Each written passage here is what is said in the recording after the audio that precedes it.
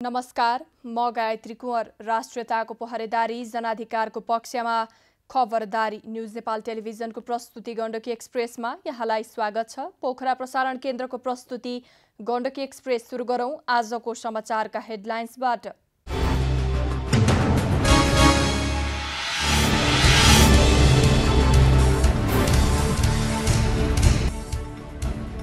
हरिशयनी एकादशी पर्व घर घरमा तुलसी रूपी पूजा आज सम्पन्न।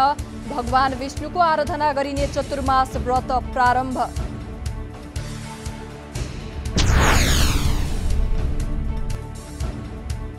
मुस्लिम धर्मावलम्बीको दोस्रो महान पर्व बकर ईदका अवसरमा देशभरका मस्जिदमा प्रार्थना, आपसमा शुभकामना व्यक्त।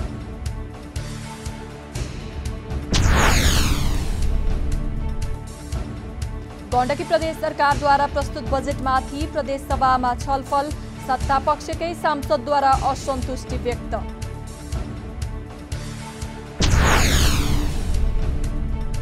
म्याग्दीको बेनीनगरका कृषक सुरेश ढुङ्गाना गण्डकी प्रदेशको उत्कृष्ट कृषक बन्न सफल। ढुङ्गाना सहित विभिन्न विधाका 5 जना शुक्रबार पुरस्कृत हुने।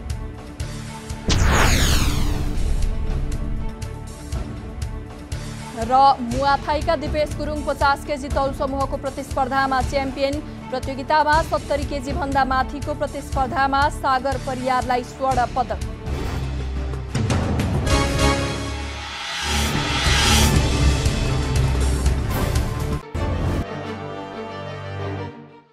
अब गण्डकी एक्सप्रेस विस्तारमा। सुरु गरौं हरिशयनी एकादशी पर्व प्रसङ्गबाट।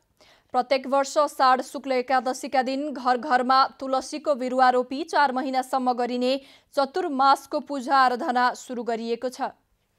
हरिशयनी एकादशीका अवसरमा घर घरमा तुलसी रोपी तुलसी र भगवान विष्णुको पूजाआजा गरिएको छ। यस दिनको महत्त्व र बहुगुणी तुलसी घरको मठमा र हरिशयनी एकादशी पर्व 1 महिना अघि ज्येष्ठ शुक्ल एकादशीका दिन राखिएका तुलसी दलबाट उम्रिएको बिरुवा यस एकादशीमा मठमा सारिन्छ। सनातन वैदिक परम्परा अनुसार तुलसीलाई विष्णुको प्रतीकका रूपमा पूजिन्छ।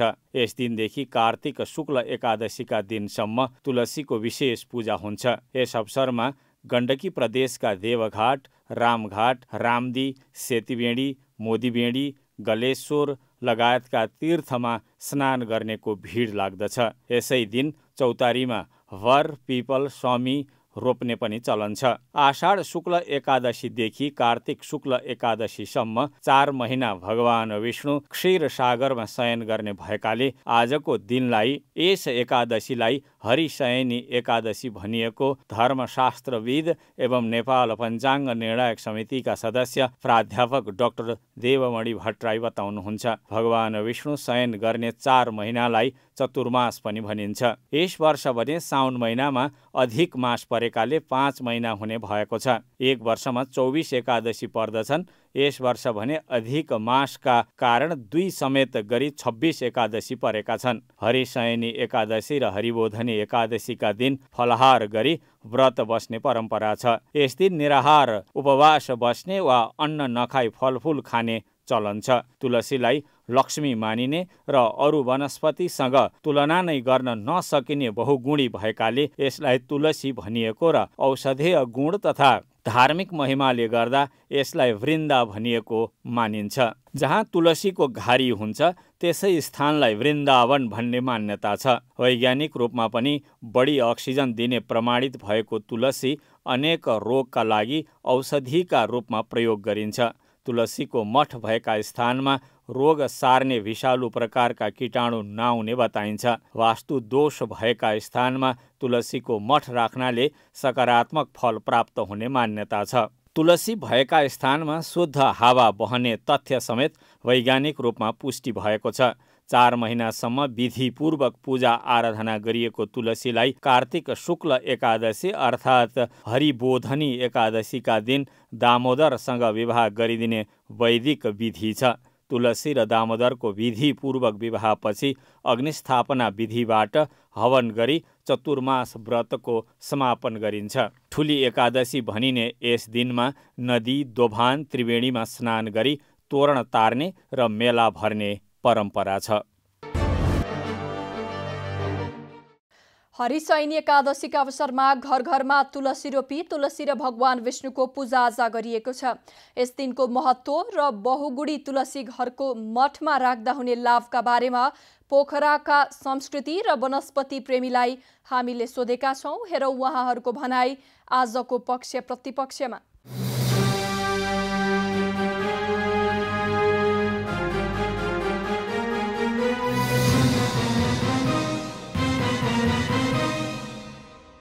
विष्णु भगवानको रूप हो। आजबाट विष्णु भगवान 2 महिनासम्म विश्राम गर्नुहुन्छ।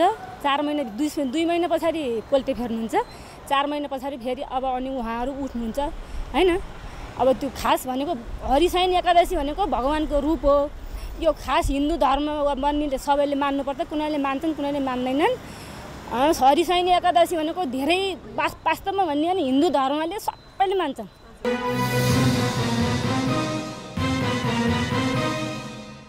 आजको दिनलाई एउटा विशेष दिनको रूपमा मानेर तुलसी रोप्ने, विशेष गरेर तुलसी रोप्ने चलन छ। तुलसी एकदम बहुरूपी एउटा बिरुवा हो र यसमा धेरै कुराहरू हुन्छ। हाम्रो पहिला नेपालमा पनि आयुर्वेदिकको थुप्रै चलन थियो हैन। अब त्यस्तो अहिलेको जस्तो औषधिहरू पाइने थिएन। त्यो बेलामा बच्चाहरूलाई रुवाखोकी लायो भने पनि आमाहरूले त्यसको पात पिनेर लगाइदिनुहुन्थ्यो हैन, खाना दिनुहुन्थ्यो र थुप्रै कुराहरू तुलसीबाट धेरै कुराहरू हामीले पाउँथ्यौँ र रुवाखोकी ज्वरो आउँदा बच्चाहरू बिरामी हुँदा पनि यसलाई चाहिँ आमाहरूले प्रयोग गर्नुहुन्थ्यो र त्यही बिरुवा रोप्न र त्यसलाई जगर्न गर्नको निम्ति पनि आजको दिनलाई एउटा विशेष मानिन्छ।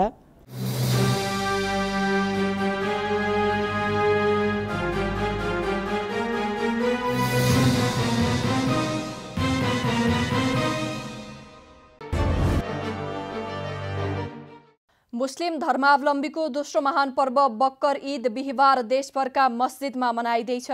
रमजान पर्वको 70औं दिनमा बकर ईद मनाउने धार्मिक विधि छ। मुस्लिम धर्मावलम्बीले बिहानै स्नान गरी मस्जिदमा गई सामूहिक नमाज पढ्ने गर्दछन्। नमाज पढिसकेपछि एक आपसमा शुभकामना आदान प्रदान गर्ने गरिन्छ। यस अवसरमा देशभरका मस्जिदमा मुस्लिम धर्मावलम्बीको भिड लाग्छ। मुस्लिम धर्मगुरु मौलाना रहमत अली ऐतिहासिक बकर ईद पर्वको आधार बनेका इब्राहिमको वंशमा सन् 571 मा मक्कामा मोहम्मद सल्लाह जन्मी निरन्तरता दिएको बताइन्छ, जसले यो पर्व एवं धर्मलाई पुस्तान्तरण गर्न महत्त्वपूर्ण योगदान गर्दै हदीस नामक धर्मग्रन्थको रचना गरेका थिए। यस पर्वका अवसरमा मक्का मदिना जानु शुभ मानिन्छ। मक्का मदिना जान गृह मन्त्रालयले विमान टिकटको व्यवस्था गरी हज यात्रा गराउने गरेको छ। यसका लागि गृह मन्त्रालय अन्तर्गत हज समितिको सचिवालय स्थापना गरिएको छ। मक्का मदिना जान नपाउने हज यात्रीले समेत घर घरमै बकर ईद मनाउँछन्। यो पर्वको मुख्य उद्देश्य नै हज यात्रा हो। यस पर्वमा अल्लाहलाई खुसी पार्न मुसलमानले धर्मले जायज मानेका जनावरलाई बलि दिन्छन्। यस अवसरमा सरकारले सार्वजनिक बिदा दिएको छ।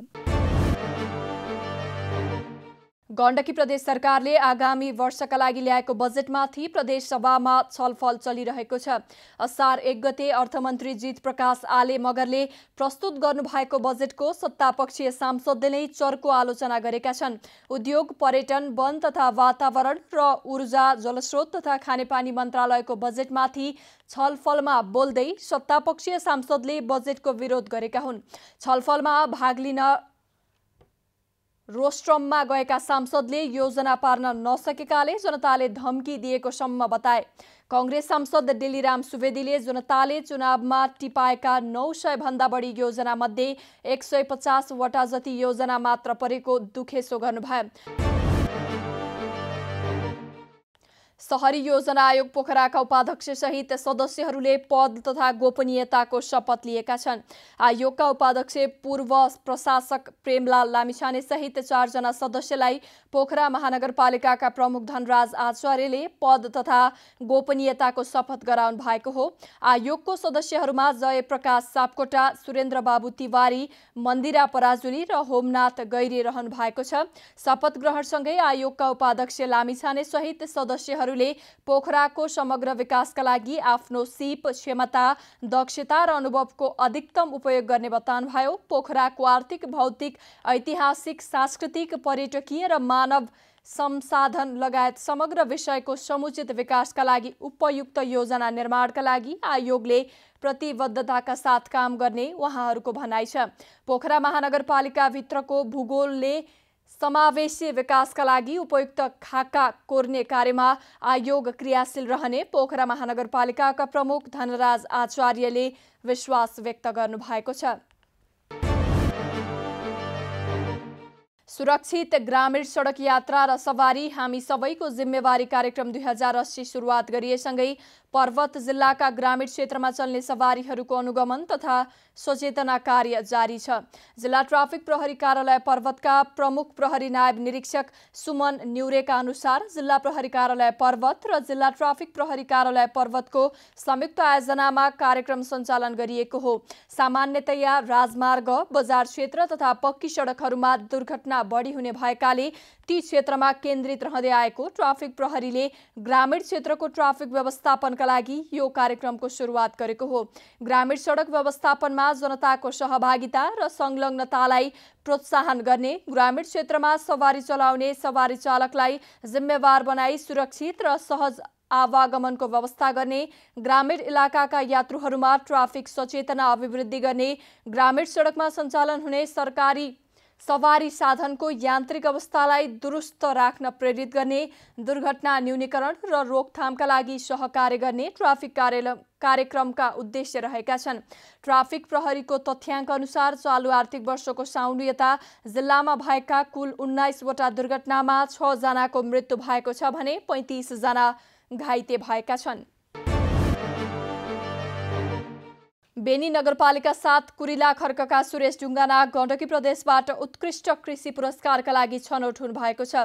म्याग्दी जिल्लाकै अगुवा कृषकका रूपमा परिचित ढुङ्गानाले सञ्चालन गर्नुभएको ढुङ्गाना कृषि तथा पशुपक्षी फार्म गण्डकी प्रदेश कृषि तथा भूमि व्यवस्था मन्त्रालयबाट सार्वजनिक भएको उत्कृष्ट कृषि सम्मानको सूचीमा समावेश भएको हो।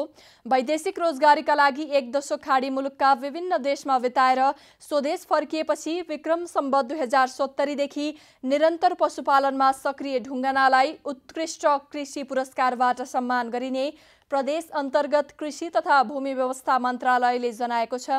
गण्डकी प्रदेशबाट उत्कृष्ट कृषकका रूपमा पुरस्कृत हुने खबरले पशुपालनलाई थप व्यवस्थित रूपमा अगाडि लैजाने ऊर्जा मिलेको ढुङ्गानाले बताउनु भएको छ। गण्डकी प्रदेशले शुक्रबार विभिन्न विधाका 5 जनालाई पुरस्कृत गर्दैछ। गण्डकी प्रदेशबाट वैदेशिक रोजगारीमा जानेहरूको सूचीमा नवलपुर दोस्रो जिल्लामा पर्छ। नवलपुरमा चालु आर्थिक वर्षको हालसम्ममा 17,001 जनाले राहदानी बनाएका छन्। नवलपुरबाट यस आर्थिक वर्षमा 582 महिला सहित 15,516 जना वैदेशिक रोजगारीका लागि गएका छन्। जिल्लाबाट पासपोर्ट बनाउनेलाई अनिवार्य रूपमा सूचना प्रदान गर्ने गरिएको छ। कावासोती, गैडाकोट, मध्यबिन्दु र विनय त्रिवेणी गाउँपालिका संघको सहकार्यमा हिमालयन सामुदायिक विकास मञ्चले सुरक्षित आप्रवासन मार्फत कार्यक्रम सञ्चालन गरिरहेको छ। नवलपुरमा एक वर्षमा वैदेशिक रोजगारीका 188 घटना दर्ता भएका छन्। नवलपुरमा सञ्चालित सुरक्षित आप्रवासन कार्यक्रमका संयोजक ऋतुराम सोतीका अनुसार एक वर्षमा वैदेशिक रोजगार सम्बन्धी नवलपुरमा 188 वटा मुद्दा दर्ता भएका हुन्। मध्य पहाडी पुष्पलाल लोकमार्ग अन्तर्गत कास्कीको नागडाँडामा पहिराका कारण दैनिक जसो सडक अवरुद्ध हुन थालेको छ। गत वर्ष सडक भासिएपछि जोखिमपूर्ण बनेको यस खण्डमा पहिरोले थप क्षति पुर्याएको हो। भासिएको सडक समयमा नबन्दा यात्रुले शास्ति खेप्नु परेको छ। वर्षा हुनासाथ पहिरो खसेर यातायात सेवा प्रभावित हुन थालेको छ। यो मार्ग हुँदै रुकुम पश्चिमसम्मका सयौं यात्रु दैनिक आउजाउ गर्दछन्। अन्नपूर्ण गाउँपालिका 6 स्थित सडकको 80 मिटर सडक भासिएपछि लोकमार्ग आयोजनाले निर्माणका लागि ठेक्का लगाएको थियो। निर्माण कम्पनी ओम बुद्ध इन्टरनेसनल कन्स्ट्रक्सनले समयमा काम नगर्दा समस्या निम्तिएको लोकमार्ग आयोजनाका इन्जिनियर अर्जुन पौडेलले बताउनु भएको छ। यही असार मसान्तसम्मको सम्झौता भए पनि बल्ल 20% काम भएको उहाँले जानकारी दिनुभयो। जिल्ला प्रहरी कार्यालय नवलपुरले भारतबाट भन्सार छलेर ल्याएका अवैध माल सामान बरामद गरेको छ। जिल्ला प्रहरी कार्यालय राजमार्ग सडक किनारमा बेवारिसी अवस्थामा बिना बिल कागजातको भन्सार चोरी पैठारी गरी ल्याएको 3 लाखभन्दा बढीको माल सामान बरामद गरेको हो। प्रहरीले भन्सार छली पैठारी गरी ल्याएका विभिन्न किसिमका लत्ता कपडाहरू बरामद गरिएको जिल्ला प्रहरी कार्यालय नवलपुरले जनाएको छ।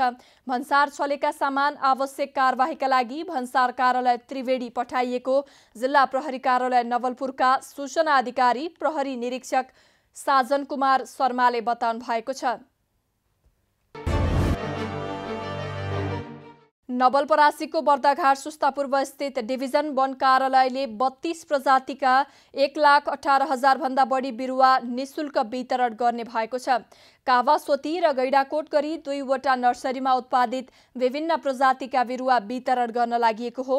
यस वर्ष वन कार्यालयले आफ्नै नर्सरीमा 32 प्रजातिका बिरुवा तयार गरेकोमा बहुवर्षीय रुखका बिरुवा, डाले घाँसका बिरुवा, फूलका बिरुवा, सुगन्धित जडीबुटीका बिरुवाका साथै भूक्षय, नदी कटान तथा पहिरो रोकथाममा उपयोगी बाँस तथा अमृसो जातका बिरुवा रहेका छन्।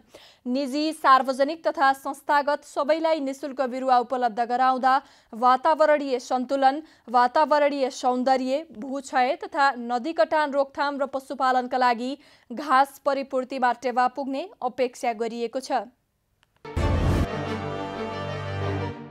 गोर्खाको बारपाक सुलीकोट गाउँपालिकाले पालिकाभित्र मासु उत्पादन गर्ने 859 कृषकलाई अनुदान उपलब्ध गराएको छ।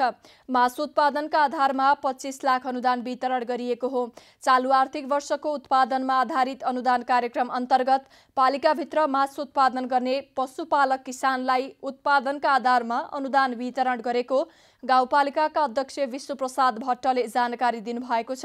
कार्यक्रमबाट गाउँपालिकालाई मासु उत्पादनमा आत्मनिर्भर बनाउन मद्दत पुग्ने विश्वास गरिएको छ। नेपाली बजारमा बिहिबार सुन चाँदीको मूल्य घटेको छ। सुनको मूल्य प्रति तोला 600 रुपैयाँले घटेको हो। नेपाल सुन चाँदी व्यवसायी महासंघका अनुसार छापावाल सुन प्रति तोला 1,09,400 रुपैयाँ र तेजाबी सुन प्रति तोला 1,08,900 रुपैयाँमा कारोबार भइरहेको छ। यसैगरी बिहिबार चाँदीको मूल्य पनि घटेको छ। चाँदी प्रति तोला 1,370 रुपैयाँमा कारोबार भइरहेको छ। स्ट्रङ्गेस्ट मुवाथाईका अनिस बुढामगरलाई पराजित गर्दै नेपाल मुवाथाईका दिपेश गुरुङ 50 केजी तौल समूहको प्रतिस्पर्धामा च्याम्पियन बन्नु भएको छ। पोखरामा आयोजित गण्डकी प्रदेश स्तरीय मुवाथाई प्रतियोगितामा दिपेशले अनिसलाई अङ्कको आधारमा पराजित गर्दै च्याम्पियन बन्नुभयो। उहाँहरूको फाइनललाई स्पेशल फाइटका रूपमा घोषित गरिएको थियो। अनिस 9औं राष्ट्रिय खेलकुद प्रतियोगितामा फुल कन्ट्याक्ट करातेका 16 पदक विजेता खेलाडी समेत हुनुहुन्छ। पछिल्लो समय उहाँ स्ट्रङ्गेस्ट मुवाथाईमा आबद्ध हुँदै आउनु भएको थियो। त्यस्तै प्रतियोगितामा 70 केजी भन्दा माथिको प्रतिस्पर्धामा पुरुषतर्फ सागर परियारले 16 पदक जित्न सफल हुनुभयो। अब मौसम समाचार। हाल देशमा मनसुनी वायुको प्रभाव रहेको हुँदा देशभर आंशिकदेखि सामान्य बदली रही कोशी, बागमती, गण्डकी र कर्णाली प्रदेशका थोरै स्थानहरूमा हल्कादेखि मध्यम वर्षा भइरहेको मौसम पूर्वानुमान महाशाखाले जनाएको छ। बिहिबार दिउँसो देशभर सामान्यदेखि पूर्णतया बदली रहनेछ। बागमती, गण्डकी, लुम्बिनी, कर्णाली र सुदूरपश्चिम प्रदेशका केही स्थानहरू तथा बाँकी प्रदेशका थोरै स्थानहरूमा मेघ गर्जन र चट्याङसहित हल्कादेखि मध्यम वर्षाको सम्भावना रहेको छ। गण्डकी, लुम्बिनी र कर्णाली प्रदेशका 1-2 स्थानमा भारी वर्षाको पनि सम्भावना रहेको छ। बागमती, गण्डकी र लुम्बिनी प्रदेशका तराईका धेरै स्थानहरूमा तथा बाँकी प्रदेशका तराईका 1-2 स्थानमा हावाहुरीको समेत सम्भावना रहेको छ। आज राति देशभर सामान्यदेखि पूर्णतया बदली रहनेछ। कोशी, मध्य प्रदेश, गण्डकी र लुम्बिनी प्रदेशका केही स्थानहरूमा तथा बाँकी प्रदेशका थोरै स्थानहरूमा मेघ गर्जन र चट्याङसहित हल्कादेखि मध्यम वर्षाको सम्भावना रहेको छ। गण्डकी र लुम्बिनी प्रदेशका 1-2 स्थानमा भारी वर्षाको पनि सम्भावना रहेको छ। गण्डकी, लुम्बिनी र सुदूरपश्चिम प्रदेशका तराईका धेरै तथा बाँकी प्रदेशका तराईका थोरै स्थानहरूमा हावाहुरीको समेत सम्भावना रहेको छ। मौसम खबरसँगै हामी गण्डकी एक्सप्रेसको अन्त्यमा आइपुगेका छौं। जाँदा जाँदै हेडलाइन्स न्यूज पुनः एकपटक।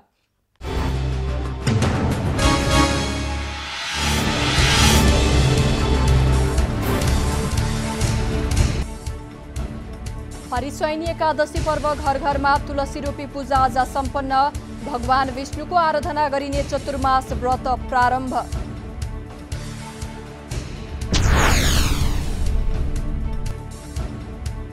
मुस्लिम धर्मावलम्बीको दोस्रो महान पर्व बकर ईदका अवसरमा देशभरका मस्जिदमा प्रार्थना, आपसमा शुभकामना व्यक्त।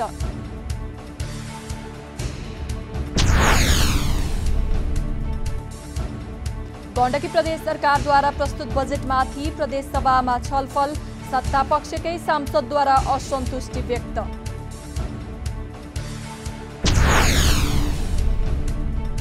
म्याग्दीको बेनीनगरका कृषक सुरेश ढुङ्गाना गण्डकी प्रदेशको उत्कृष्ट कृषक बन्न सफल। ढुङ्गाना सहित विभिन्न विधाका 5 जना शुक्रबार पुरस्कृत हुने।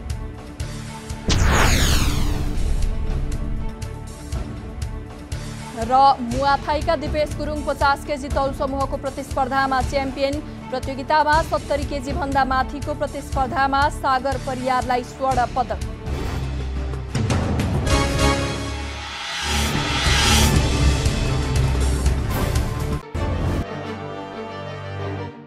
दर्शकवृन्द, न्युज नेपाल टेलिभिजनमा गण्डकी प्रदेशको प्रस्तुति गण्डकी एक्सप्रेस आजलाई यति नै। हाम्रा प्रसारणहरू युट्युब, ट्विटर, फेसबुक र इन्स्टाग्राममा समेत हेर्न सक्नुहुनेछ। राष्ट्रियताको पहरेदारी, जनाधिकारको पक्षमा खबरदारी हेर्दै रहनुहोला न्युज नेपाल टेलिभिजन। नमस्कार।